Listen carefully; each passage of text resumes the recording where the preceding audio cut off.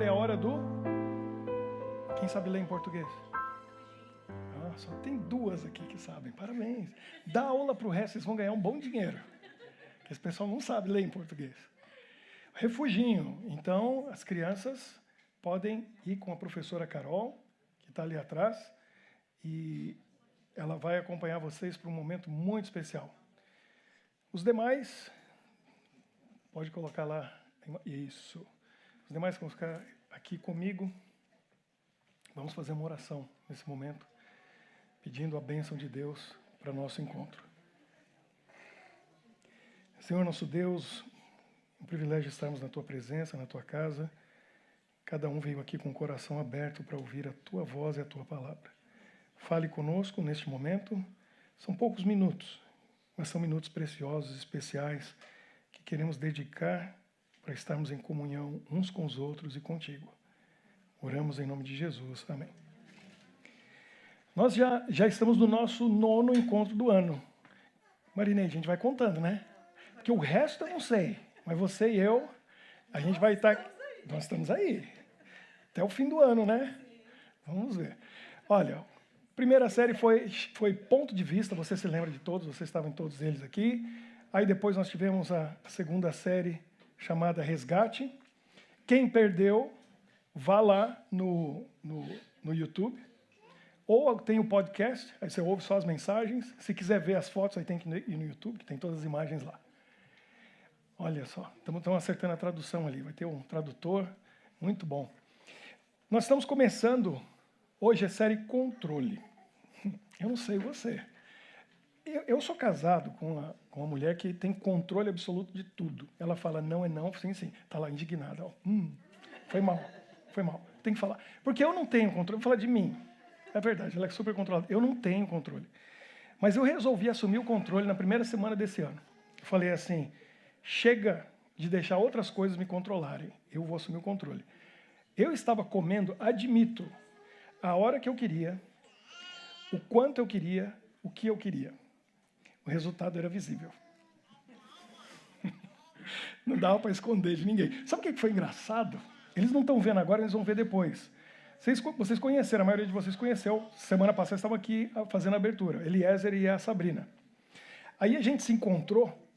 Assim que eles chegaram dos Estados Unidos, eles estavam me vendo só online, toda semana. Aí ele falou assim, você tem que avisar para o pessoal que você parece muito mais magro pessoalmente do que online. Eu falei, é que você não sabe que eu acabei de perder 7 quilos. A verdade é essa. Eu resolvi assumir o controle daquilo que eu tinha perdido o controle. E aí a coisa também, espero, se torne visível. Porque eu tenho mais 5 ou 6 para ir. Aí vocês vão me dar os parabéns. Não digam ainda, mas me apoiem aí. Eu preciso de apoio, ajuda, incentivo. Já tive a minha coach aqui. Ela não está aqui, ela está no Brasil. A gente teve uma conversa séria. Ela é minha heroína. Porque ela conseguiu... assumiu o controle, uau! Aí eu falei, também consigo. Agora, tem coisas que parecem que estão fora do nosso controle. E por isso, a gente vai ver nessa série 4 palavras, né, que refletem coisas que acontecem que deixam a gente pensando. Quem que está no controle? Sou eu que estou no controle ou tem alguém no controle? Tem alguma coisa sobrenatural? Porque quando acontece coincidência, a gente para pensar. Porque tem coincidência que é coincidência demais para ser só coincidência. Concorda? A gente para e pensa, uau. Destino. Teve alguém que falou esses dias assim, Deus sabe o futuro. Isso é uma coisa da presciência de Deus. Se Ele sabe o futuro, então, será que existe predestinação? Deus já sabe o que vai acontecer no nosso futuro. E aí? Será que adianta eu fazer alguma coisa, decidir alguma coisa aqui hoje, agora, sendo que Ele já sabe o que vai acontecer?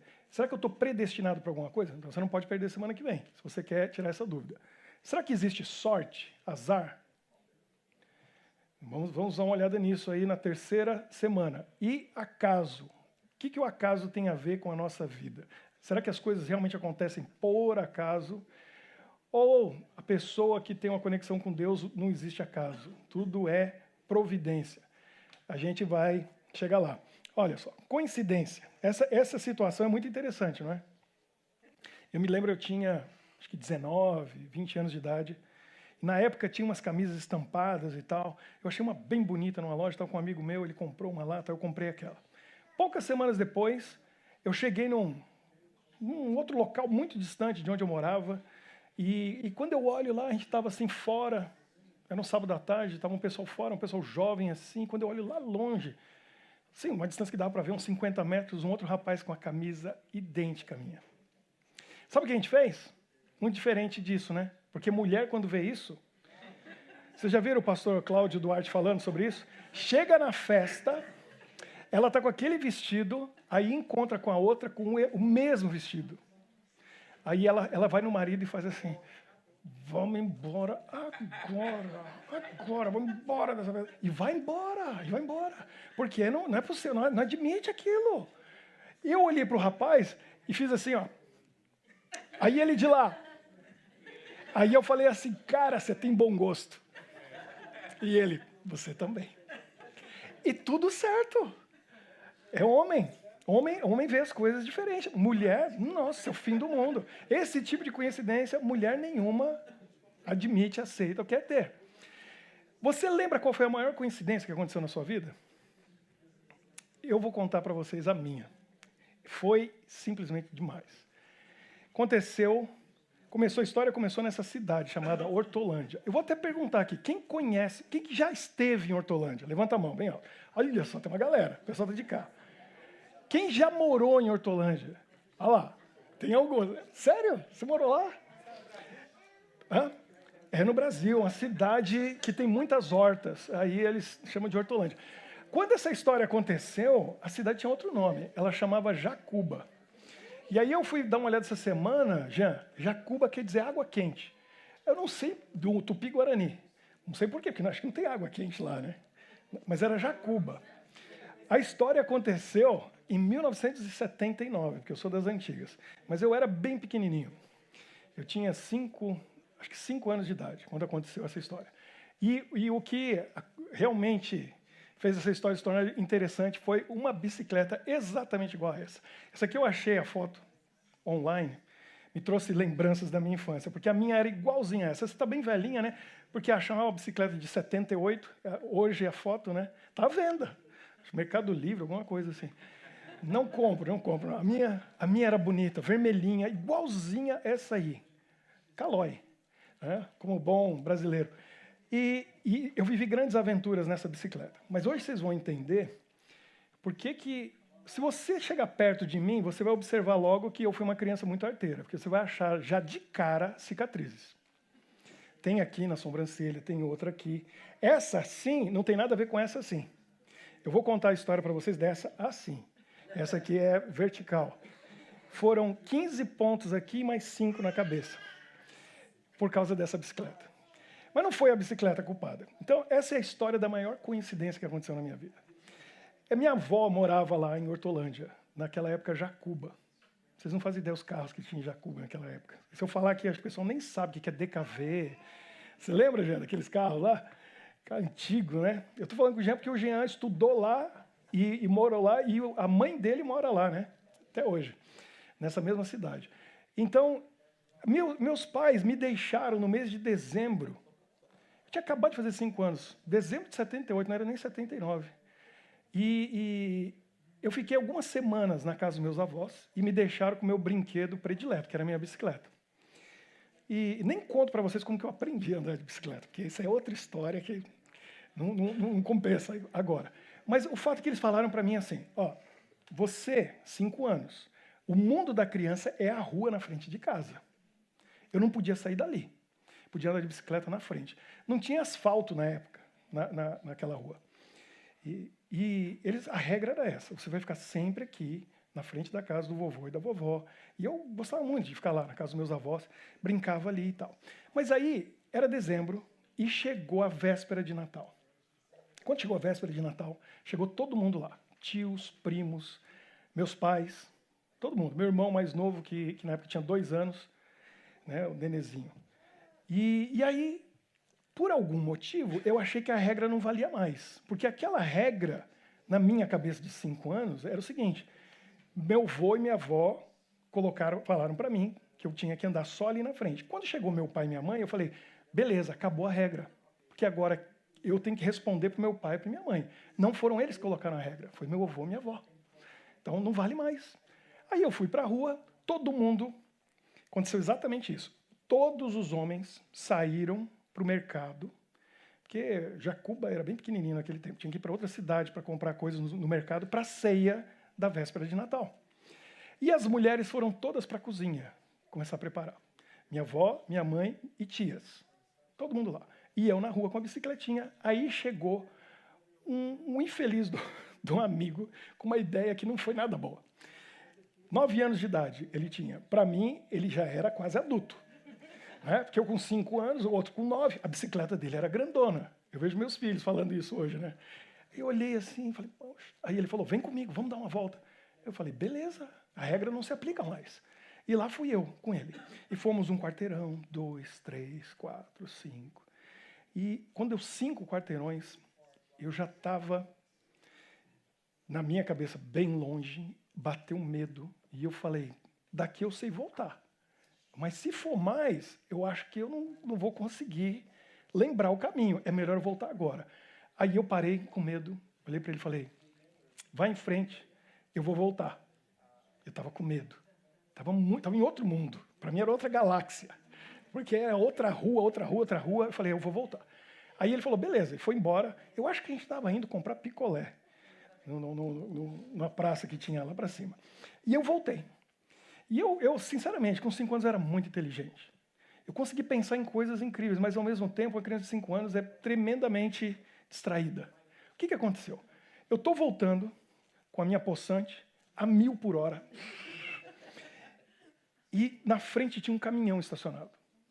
Era feriado, né? Véspera de Natal, não tinha ninguém trabalhando. Tinha um bar logo à frente, um caminhão estacionado. E eu estou aqui, literalmente, a 1000 por hora, pedalando, o coração estava assim, ó, tenho que voltar rápido. E eu indo assim, aí eu falei, bom, se eu for passar o caminhão, porque a rua era estreita, ali tinha asfalto. E se viesse um carro atrás, eu pensei, eu vou passar o caminhão, ele pode me pegar. Aí eu olhei para trás para ver se vinha um carro. Muito inteligente, menino de 5 anos. Perfeito. Só que eu não sei o que eu fiquei olhando para trás, que eu esqueci que tinha um caminhão na frente. E continuei olhando alguma coisa muito interessante que estava lá atrás. E eu continuei, e de repente falei, e o caminhão? Pum! Eu virei para frente só para bater na traseira do caminhão. A bicicleta caiu embaixo do caminhão. Aqui abriu, e vocês sabem que qualquer cortezinho aqui, o tanto de sangue que sai. Um menino de 5 anos que estava com o coração, sei lá como estava o meu batimento cardíaco, mas estava muito acelerado, porque eu estava pedalando muito e o sangue jorrou. E me deu um banho. Parei, vi a bicicleta ali, estava longe, mais ou menos uns 5 quarteirões. Eu falei, o jeito mais rápido de chegar lá, como que é? Com a bicicleta. Peguei a bicicleta e outra, eu vou deixar ela aqui, porque certamente alguém vai pegar essa bicicleta. Peguei a bicicleta e lavou mais rápido ainda para chegar logo. E o sangue foi fazendo assim. E eu literalmente fiquei pintado de vermelho.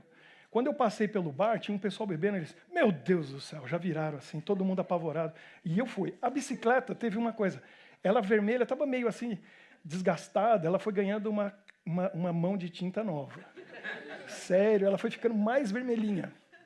Eu só imagino, ninguém tirou uma foto, que eu queria mostrar a foto para vocês.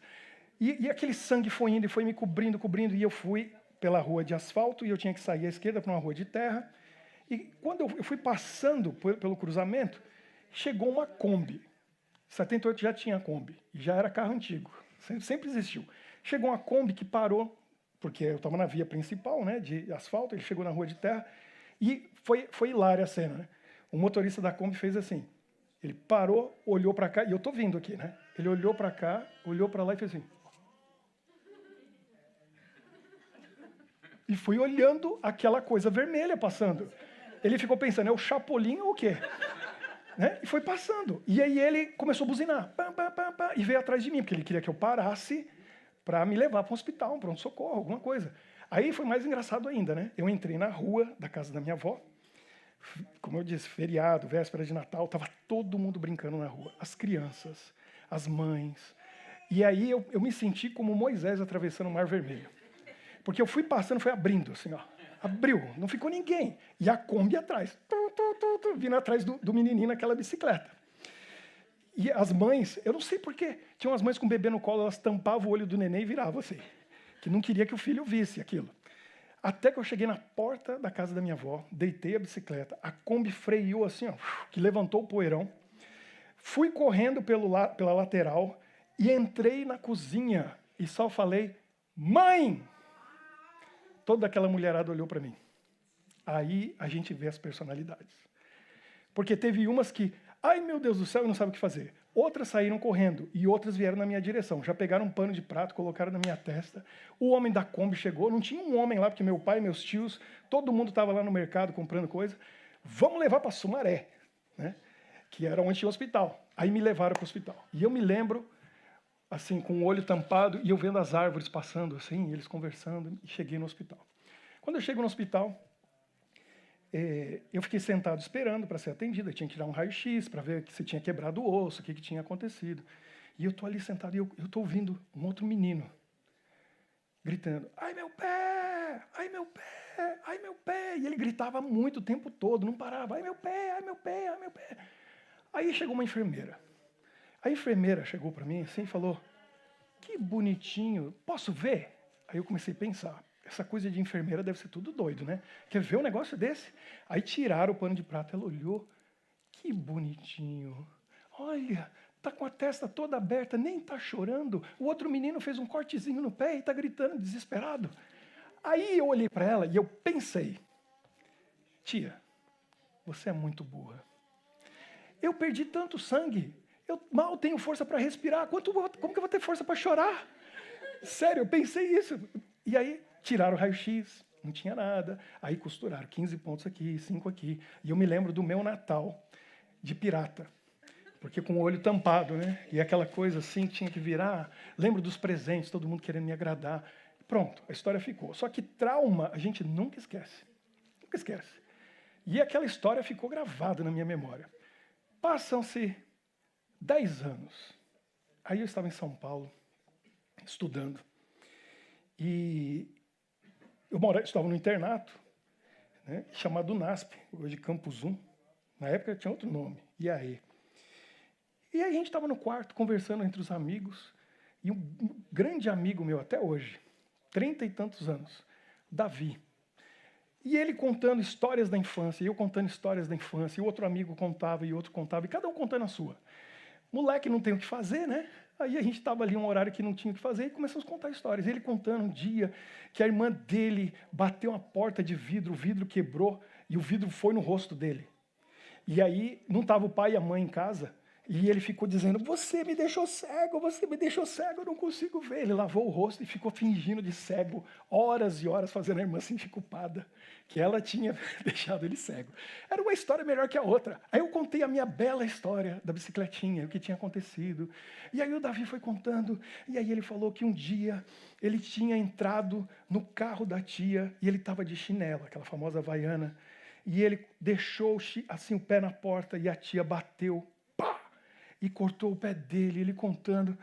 Aí eu falei, Davi, quantos anos você tinha? Ele, 7. Não, 6. Aí eu falei, ele é 1 ano mais velho que eu. E ele morava em Jacuba. Eu falei, Davi, você morava lá em Jacuba quando você tinha 6 anos? Sim, eu sempre morei lá. Eu falei, você tinha 6 anos quando aconteceu isso no seu pé. Eles levaram você para Sumaré? Claro, fui lá no hospital de Sumaré para costurar o pé. Pergunta final. Você lembra que dia que era? O Davi, claro, nunca vou esquecer. Era véspera de Natal. Davi, eu estava lá no hospital. E eu ouvi, olha aqui. Esse é o Davi.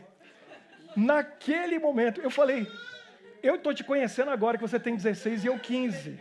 Mas eu ouvi a tua voz quando você tinha 6 e eu 5. Porque você ficava gritando, ai meu pé, ai meu pé, ai meu pé. Ele falou, é eu mesmo. Eu falei, que coincidência. Foi a coincidência mais fantástica da minha vida. Conheci o menino do ai meu pé. Virou meu amigo. A gente jogava basquete todo dia, moramos juntos, estudamos juntos, a gente se formou junto no ensino médio. E somos amigos até hoje.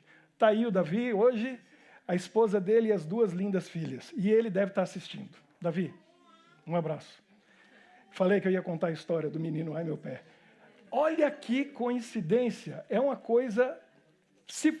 eu sou escritor e eu invento história. Rick Perry. Mas eu vou dizer, essa eu não inventei. essa é real, aconteceu. E até hoje eu fico, sim, abismado com o tamanho da coincidência. E eu conheci o menino do Ai Meu Pé. É meu amigo até hoje. Essa aí... Não, tem um livro com histórias assim, depois eu conto para vocês. Ainda não publiquei. Mas isso aí a gente fica assim, extasiado. Parece que... Quem que está no controle das coisas? Quem que fez eu ficar amigo do menino do Ai Meu Pé? E a gente é amigo até hoje. É uma coisa que a gente fica impressionado. Mas eu quero fazer você pensar a respeito de certas coisas que aparentemente são coincidência. E nesse livro tem algumas coisas que Deus diz para a gente.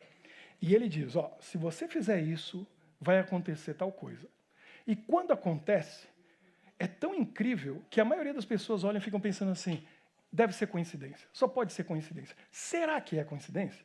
Olha só, esse texto de Levítico 26, verso 2, 3 e 12, diz assim, guardareis os meus sábados e reverenciareis o meu santuário. Eu sou o Senhor. Se andardes nos meus estatutos, guardardes os meus mandamentos e os cumprirdes, andarei entre vós e serei o vosso Deus e vós sereis o meu povo. Deus deu uma lei para o povo dele e falou, obedeça. Se você obedecer, eu vou andar com vocês, eu vou ser o Deus de vocês e vocês vão ser o meu povo. O que acontece quando Deus anda com a gente? A gente ganha o que com isso? Olha, é interessante e é incrível. Porque Deus promete certas bênçãos e se a gente cumpre, quando elas acontecem, a gente fica pensando, uau, quem que está no controle disso? É coincidência? Olha, isso aqui é de deixar a gente arrepiado.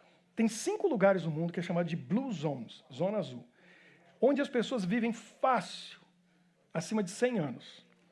Costa Rica tem um local ali, tem uma ilha grega, mas tem 3 que se destacam, que um deles é Okinawa, essa ilha ao sul do Japão, é uma ilha que pertence ao Japão, é um paraíso, né? Um lugar muito bonito, muito agradável, as pessoas fácil passam de 100 anos ali. Tem um outro lugar que é a ilha Sardenha, na Itália, outro paraíso, e devido à alimentação, clima, uma série de condições, as pessoas passam de 100 anos fácil. E o outro local, alguns conhecem, quem que já esteve lá? Uma cidade chamada Loma Linda. Jean, você, eu, mais alguém? É uma cidade na Califórnia, olha lá, pertinho de Los Angeles, está ali no mapa, onde as pessoas passam fácil dos 100 anos. E esse viver, chegar a 100 anos, ou passar de 100 anos, não é assim na cadeira de rodas com Alzheimer. É com clareza total de mente, é vivendo, trabalhando, qualidade de vida. Só que aqui tem uma coisa interessante, esse pessoal aqui, bom, você está vendo ali a Universidade de Loma Linda, é um hospital adventista. E a grande maioria da população é adventista. Então eles seguem certos conselhos sobre alimentação, saúde, eles cuidam da saúde, tem grupos ali de jovenzinhos de 70, 80, 90 anos que levantam 5 da manhã para fazer caminhada, para correr, e a maioria deles é vegetariano, tem uma série de coisas. Esse hospital é um hospital muito famoso, muito conhecido mundialmente. Para ter uma ideia, nesse hospital, no dia 15 de novembro de 85, foi realizado o primeiro transplante de coração em um bebê, com sucesso. Hoje são de 350 a 400 transplantes de corações em bebês. O primeiro foi nesse hospital. Ele é um hospital referência. E ele se tornou motivo de estudo. E a Rede Record, a Bandeirantes, a Globo já fizeram reportagens lá, já apareceu no Fantástico, foram a Loma Linda para poder ver por que esse povo vive tanto. Esse aqui é um jornal ali de Los Angeles Times, diz assim, Why Loma Linda residents live longer than the rest of us? Por que os moradores de Loma Linda vivem mais tempo do que o resto de nós? E aí a resposta eles colocam no título da reportagem. They treat the body like a temple. Eles tratam o seu corpo como um templo. E aí foi feito um estudo, e esse estudo já vem sendo feito há algum tempo. Chegou ao Brasil, eu participei mais uns 12 anos atrás. Pesquisas feitas com adventistas do 7º dia para saber qual é o estilo de vida, com todos os detalhes, respondendo assim, dezenas, centenas de perguntas para poder analisar. Por que esse povo vive mais? Eles descobriram que nos Estados Unidos, a média de vida de um adventista do 7º dia é de 11 anos a mais do que a média normal da população. Ou seja, em Loma Linda, o povo vive muito mais, porque eles passam de 100, fácil. Mas eles analisaram os adventistas nos Estados Unidos e 11 anos, na média, se vive mais que a população. Olha que interessante. Aí, agora recente, alguns de vocês talvez já viram um videozinho que foi enviado aí, mas eu tenho que contar para os demais que não viram. Então a gente vai fazer um cálculo agora. Pega aí pega o seu celular, que eu não sei se você sabia, isso aqui serve para muitas coisas, entre elas tem uma calculadora aí. Alguém... Não, porque essa é boa, né? O neto deu para a avó um telefone desse e mostrou os aplicativos, mostrou a internet, mostrou a calculadora, tudo. Ele ficou assim meia hora explicando, aí no final ela perguntou assim, e dá para ligar para você? Porque é para tudo, né? Mas ainda é um telefone, né? É tudo. Mas tem a calculadora. Abriu aí a calculadora? Ó, você vai fazer comigo. Porque isso, quem fez foi um pastor batista. Não foi nem adventista. Ele se deu conta disso. Ele sabia desses dados. Aí, olha só, eu fui no Google e eu perguntei para o Google, que sabe tudo, né? Eu perguntei para ele assim, qual que é a expectativa média de vida para um americano? E se você for no Google agora e colocar aí, você vai encontrar essa resposta. 77,28. Então, um americano normal vive 77 anos, 28. Essa é a média da população. Coloca aí, então, 77,28. Eu já tenho o meu aqui. Ó. É fantástico. Eu coloco aqui e aparece lá. Tecnologia aqui, nosso refúgio é fantástico. Então, vamos lá. Colocou? Aí, esse pastor batista pensou assim, se esse pessoal que é adventista, se eles viverem 77 anos, 28, né? Se eles viverem 77 anos e guardarem todos os sábados, quantos sábados eles vão ter guardado? Quantos sábados tem no ano? É o número de semanas do ano, certo? Um por semana. Quantas semanas tem no ano? Então você multiplica por 52. E aí a gente vai descobrir, certo? 77 anos, 28, vezes 52. Fez aí? Quanto que deu? Certo? Então, esse é o número de sábados que um guardador do sábado, seja um judeu messiânico, seja um batista do sétimo dia, um adventista do sétimo dia, tem vários grupos aí, viu? Não é só esse, não. Guardaria em 77 anos, 4.018. Aí ele falou, bom, eu quero saber agora, se transformassem esses sábados todos, 4.018,56, em anos, quantos anos a pessoa passou guardando o sábado, ou seja, em comunhão com Deus, reservando um dia, mas se colocasse um atrás do outro, como que a gente faz? Você tem 4.018 dias, certo? Dividido por 365, certo? Que é o número de dias no ano. Então, o que você faz agora? Você pega esse valor e divide por 365. Qual que é a conclusão? 11 anos. 11 anos. Você entendeu o que aconteceu aqui? Olha o que ele descobriu. Que o americano tem a expectativa de vida de 77 anos. Se ele guardou todos os sábados, ele vai ter passado 11 anos descansando no sétimo dia da semana, que é o sábado. Mas qual que é a média a mais que um adventista vive que um americano normal? 11 anos. Qual que é a conclusão que esse pastor batista chegou? Para cada sábado que aquele adventista guardou, Deus acrescentou à vida dele um dia. E ele guardou um sábado, e Deus acrescentou à vida dele um dia, e mais um dia, e mais um dia. E por isso que ele guardou 11 anos, e Deus deu para ele quanto? 11 anos a mais. Que coincidência. Então eu deixo para você pensar, para você refletir. É coincidência? A minha experiência como cristão, conhecedor da Bíblia, estudioso da Bíblia, é que isso não é coincidência. Porque quando a gente entra no território de Deus, a palavra coincidência desaparece. Não existe mais. Existe uma coisa chamada providência. Ele provê. Ele faz. E toda vez que tem uma promessa nesse livro, e Deus diz, se você fizer isso, você vai receber aquilo, é automático. Porque a parte dele é garantida. Deus não mente, ele não volta atrás, ele pode tudo. Se ele prometeu e você cumpre a sua parte, a dele ele vai cumprir. E aí eu estava conversando com o pastor Eliezer. Sabe o que ele falou? Uma coisa interessante. No quinto mandamento diz o quê? Honra teu pai e tua mãe, para quê? prolongue seus dias na terra.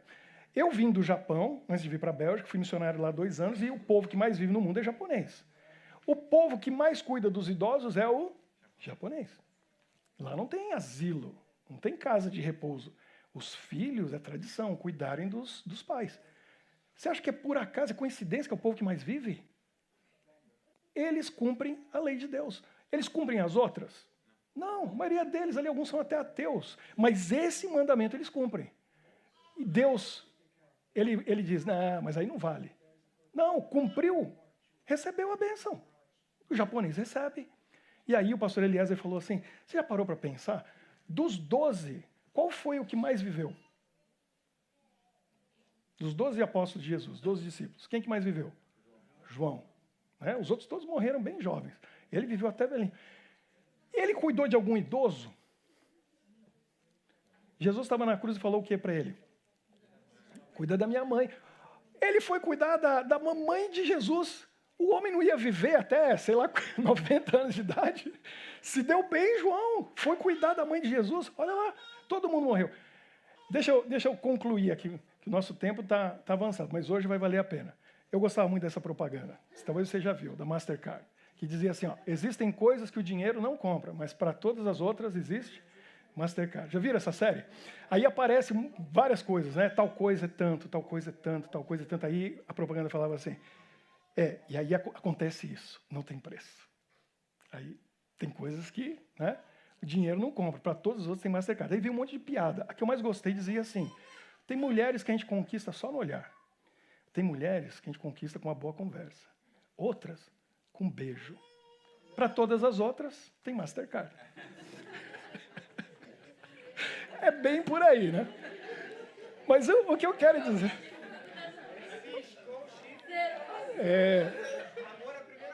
Isso aí. Mas o que eu quero dizer para vocês é o seguinte. Tem coisas que a gente consegue fazer. O que é humanamente possível, a gente faz. O que não é com Deus.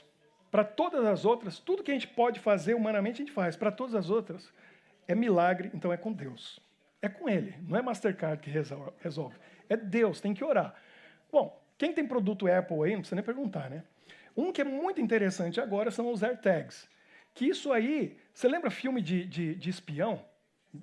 Né, que tinha que arranjar um negócio incrível e colocar no carro para poder seguir o carro e saber onde está, rastreador. Isso é um rastreador, todo mundo pode ter por 39 euros. Não vou fazer propaganda da Apple aqui, se comprar 4 tem desconto. Mas, pois é, olha só, isso tem que tomar cuidado, vou falar para vocês, tem que tomar cuidado, que é muito útil. Mas se alguém quiser saber onde você mora, a pessoa coloca um desse em você e ela vai saber onde você mora, porque ela rastreia. Então você pode rastrear qualquer coisa. Aí o pessoal coloca nos animais de estimação, na coleirinha, o cachorro se perde, o gato se perde, ela acha. Coloca no chaveiro, ninguém mais tem chave perdida agora. Né? Está no chaveiro. E a Samantha, que estava aqui semana passada, ela fez uma coisa muito interessante. E por isso que eu perguntei, Jean, se você ia estar aqui hoje. Porque o Jean, antes da pandemia principalmente, é o homem que eu conheço que mais viajava. Né, Jean? Você viajava quantas vezes por ano? Dezenas de vezes, às vezes, né? Aí o Jean, ele é o campeão em perder mala em viagem. Que eu saiba, foram 9 vezes. É isso? Nem leva mala mais. Mas você perdeu umas 9 vezes, foi isso? A gente contou uma vez. E algumas ele recuperou, algumas só está na lembrança, algumas ele nem lembra mais. A mais engraçada foi um dia que ele estava dentro do avião, na janelinha, ele olhou e ele viu a mala dele sendo retirada por algum motivo. Aí ele chamou a comissária e falou, a minha mala, estão tirando. Senhor, não é a sua mala. Mas eu estou vendo, é a minha mala, eles tiraram. Senhor, a sua mala, você fez o check-in? Fiz. Colocou a etiqueta? Sim. Então isso é impossível. Ele falou, então o impossível está acontecendo. Porque eu estou vendo a minha mala, foi retirada. E assim, ele ficou sem a mala. Não conseguiu. Recuperou essa? Recuperou. A Sabrina teve uma ideia fantástica. Pegou um AirTag e colocou na mala dela. Se perder, eu vou saber onde está. Não deu outra. Eles foram para Israel em novembro do ano passado. Quando estava um grupo, saíram de Jerusalém, Tel Aviv, chegaram em Nova York. Eles moram na região de Washington, né? E aí, chegando em Nova York, todo mundo recebeu a mala. Cadê a mala dela? Aí ela foi no aplicativo e ela verificou e estava lá No tag, ela colocou lá, Sabrina's handbag, a mala da Sabrina. Estava lá. Onde que está? Ben Gurion Airport. Estava lá em Tel Aviv. Não foi a mala. Bom, beleza, tá lá. Aí ela foi acompanhando, ela reclamou, preencheu tudo, fez o pedido. Passaram-se dias e ela verificando lá. Aí ela olhou e tá lá, JFK, tá no aeroporto de JFK. Chegou em Nova York. Aí o pessoal não conseguia achar no aeroporto. Ela falou, minha mala tá aí, eu tô vendo. Aqui no aplicativo eu vejo exatamente, está no terminal tal. Aí ela vinha mudando de terminal, e os dias iam passando, e ela não conseguia a mala dela. E aí o pessoal não conseguia achar. E aí todo dia ela checando, e finalmente ela checou um dia. Sabe o que aconteceu? A mala dela aparece numa casa no Queens. E dava para ver que estava numa sala, no quarto do fundo de uma casa. Roubaram a mala dela, foi parar lá na casa.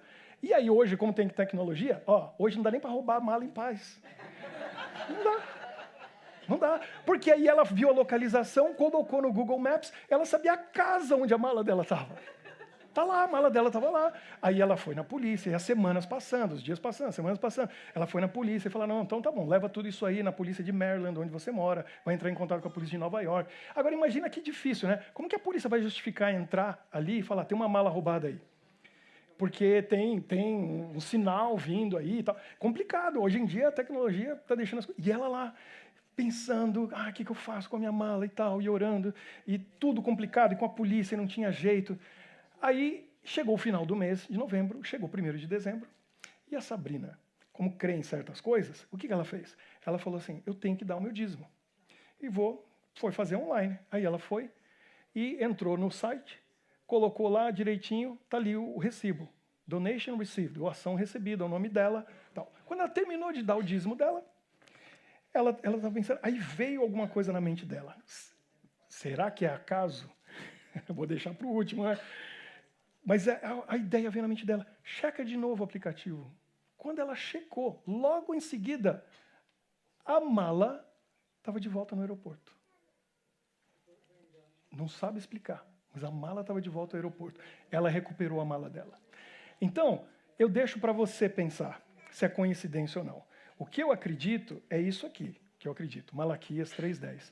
Tragam o dízimo todo ao depósito do templo, para que haja alimento em minha casa. Ponham-me à prova, diz o Senhor dos Exércitos, e vejam se não vou abrir as comportas dos céus e derramar sobre vocês tantas bênçãos que nem terão onde guardá-las. Eu creio nisso. A Sabrina crê nisso. Ela fez o que Deus mandou e em seguida a mala dela descobriu, já está de volta. Para mim é o seguinte, Deus está dizendo com isso, você cuida das minhas coisas, eu cuido das tuas.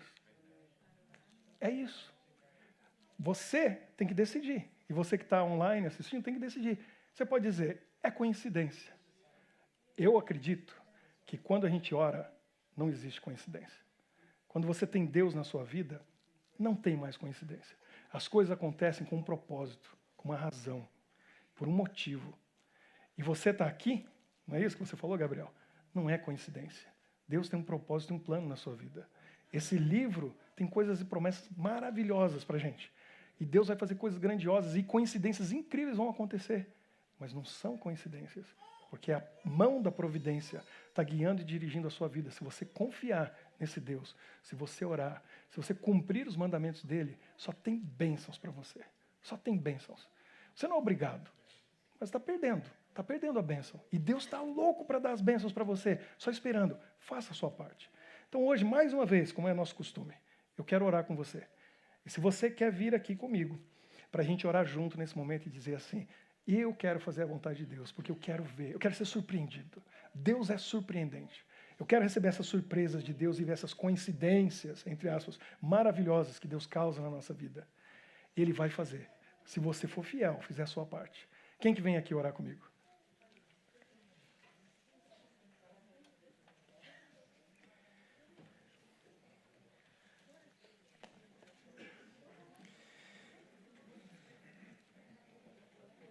Deus tem um plano para cada um de nós. E Ele vai nos abençoar quando a gente dá uma oportunidade, a gente dá uma chance. Coincidências não acontecem na vida daqueles que creem em Jesus. Vamos orar e vamos colocar a nossa vida mais uma vez nas mãos do nosso Deus. Senhor nosso Deus, mais uma vez nós estamos aqui na Tua presença, felizes, contentes por estarmos entre amigos e irmãos. E nós vemos nesse mundo coisas incompreensíveis, coisas impressionantes, coincidências que acontecem, mas nós sabemos, Senhor, que quando a gente ora, coincidência não faz parte do nosso dicionário. Essa palavra não existe. Porque a Tua providência toma conta de tudo ao nosso redor. E as coisas que precisam ser resolvidas são resolvidas. E o Senhor cuida de nós. Atende às nossas necessidades. Às vezes, em alguns casos, dá mais alguns dias de vida para nós nesse mundo, para andarmos contigo na Tua presença. Ou mesmo quando algo é perdido, o Senhor pode trazer de volta, porque o Senhor sabe onde está. E o Senhor tem os meios para fazer isso. Obrigado, Senhor, pelos testemunhos que a gente ouviu hoje, que eles possam se aplicar na nossa vida de maneiras diversas, diferentes, porque o Senhor é o Deus do infinito e não há limites para a Tua atuação. Nos ajude a fazer a nossa parte, a fazer aquilo que nós precisamos fazer para garantir que essas boas coincidências vão acontecer na nossa vida na forma de bênção, na forma de algo maravilhoso que só o Senhor pode fazer no nosso coração, na nossa mente. Nós entregamos tudo que temos e somos a Ti, e louvamos o Teu nome, e Te adoramos, hoje e sempre, por tudo que o Senhor é, por tudo que o Senhor faz e fez na nossa vida, mas ainda pelo que fará no futuro, porque nós andamos na Tua presença e confiamos em Ti. Abençoa-nos e ajuda-nos a entender que ao orarmos, as coisas não são por acaso, mas elas são vindas das Tuas mãos. E estamos aqui hoje para reconhecer isso. Em nome de Jesus, colocamos nossa vida em Tuas mãos. Amém.